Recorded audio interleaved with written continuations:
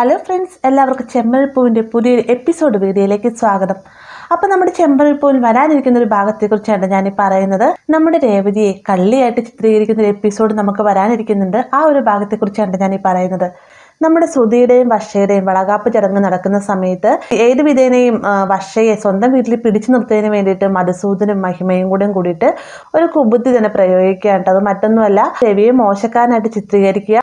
അങ്ങനെ സംഭവിക്കാൻ സച്ചി തീർച്ചയായിട്ടും ഒരു പ്രശ്നം ഉണ്ടാക്കുമെന്ന് ഇരുവർക്കും അറിയാം. പിന്നീട് വർഷയും ശ്രീകാന്തിനെയും ഈ ഒരു പ്രശ്നത്തിന്റെ പേരിൽ തന്റെ വീട്ടിലേക്ക് കൊണ്ടുവരാനുമായിട്ട് ഇരുവരും തമ്മിൽ ഒരു പദ്ധതി പ്ലാൻ ചെയ്യുകയാണ്. അതിനു വേണ്ടിയിട്ട് ആ ഒരു ചടങ്ങിന്റെ ദിവസം തന്നെ അവർ പല രീതിക്ക് ശ്രമിക്കുന്നുണ്ട്. എന്നാൽ അതെല്ലാം തന്നെ പാഴായി പോവാണ്. അങ്ങനെ ഇരിക്കുന്ന സമയത്ത് വളകാപ്പ് ചടങ്ങെല്ലാം കഴിഞ്ഞതിന് ശേഷം തന്റെ ഓർണമെന്റ്സ് എല്ലാം ഊരി ബാഗിൽ വെച്ച് പുറത്തേക്ക് പോവാണ്. ഈ ഒരു സമയത്ത് കഴുത്തിലിട്ടിരിക്കുന്ന മാലയിൽ ഒരു നെക്ലേസ് കുടുങ്ങിക്കിടക്കാണ് കേട്ടോ. ഇതറിയാതെ തന്നെ ആ പൂമാല ബെഡിലേക്ക് ഇട്ടതിന് ശേഷമാണ് വർഷയും പുറത്തേക്ക് പോകുന്നത്. അപ്പോൾ ആ ഒരു സമയത്ത് അങ്ങോട്ടേക്ക് രേവതി വരുന്നുണ്ട്. രേവതിയും പൂമാലയൊക്കെ എടുത്ത് മാറ്റാൻ തുടങ്ങുന്ന സമയത്ത് ഈ ഒരു നെക്ലേസ് അതിനകത്ത് കാണാണ്. വേഗം തന്നെ രേവതി ഈ വർഷയ്ക്ക് ഒരു ശ്രദ്ധയില്ലാതെ പൂമാലയിൽ നെക്ലേസ് കിടന്നിട്ട് പോലും അവൾ അത് കണ്ടില്ല എന്നൊക്കെ പറഞ്ഞുകൊണ്ട് നെക്ലേസ് വേർപെടുത്തി ബാഗിലേക്ക് വെക്കാൻ തുടങ്ങുന്ന സമയത്താണ് മധുസൂദൻ അങ്ങോട്ട് വരുന്നത്.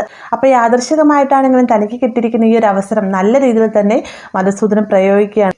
മധുസൂദൻ റൂമിലേക്ക് വന്നതിന് ശേഷം രേവതി മാല മോഷ്ടിക്കാൻ ശ്രമിച്ചു എന്ന രീതിക്കൊക്കെ പറയുന്നുണ്ട്. ഈ ഒരു സമയത്ത് രേവതി ഞാൻ മോഷ്ടിച്ചിട്ടില്ല എന്നൊക്കെ പറയുന്നുണ്ടെങ്കിലും മധുസൂദനം പറയുന്നുണ്ട്, ബാഗിലേക്ക് മോള് ഭദ്രമായിട്ട് എടുത്തു വെച്ചിട്ട് നെക്ലേസ് പിന്നെ നിന്റെ കയ്യിൽ എങ്ങനെ വന്നു എന്നാണ് നീ പറയുന്നത്? അപ്പൊ നീ മോഷ്ടിക്കാൻ വേണ്ടി മനഃപൂർവ്വം എടുത്തല്ലേ എന്നൊക്കെ ചോദിക്കുമ്പോഴത്തേക്കും ഏത് സത്യങ്ങളൊക്കെ പറയുന്നുണ്ടെങ്കിലും മധുസൂദൻ അതൊന്നും അംഗീകരിക്കാൻ തയ്യാറാകുന്നില്ല. ഈ ഒരു സമയം തന്നെ മഹിമയെ അങ്ങോട്ടേക്ക് വരുന്നുണ്ട്. മഹിമയും ഒരുപാട് രേവതിയെ കുറ്റപ്പെടുത്തുന്നുണ്ട്. അപ്പൊ മഹിമയ്ക്കും മധുസൂദനം നന്നായിട്ട് അറിയാം, രവി കഴിഞ്ഞാൽ പിന്നെ സച്ചിക്ക് ഏറ്റവും പ്രിയപ്പെട്ട രേവതിയാണ്.